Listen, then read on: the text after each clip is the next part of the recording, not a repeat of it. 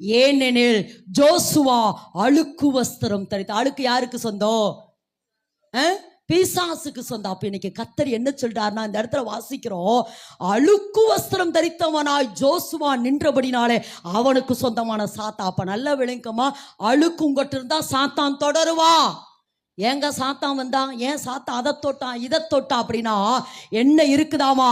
அழுக்கு இருக்கு, தேவனுக்கு விரோதமான பகை இருக்குது, விரோதம் இருக்குது, கசப்பு இருக்குது, பொறாமை இருக்குது, கொலை இருக்குது, வெளி இருக்குது, களியாட்டு இருக்கு. அப்போ உடனே தூதன் என்ன சொல்றாரு அப்படின்னா, இவன் மேல் இருக்கிற அழுக்கு வஸ்திரத்தை எடுத்து போடுங்கள் என்று அவனுக்கு சிறந்த வஸ்திரத்தை கொடுத்த பொழுது சாத்தான் அந்த இடத்துல இருந்து விலகி போயிட்டான். இப்ப இந்த இடத்துல என்ன நடந்தது? வஸ்திரம்.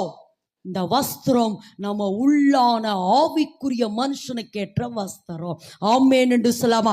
அதனால சொல்றேன்,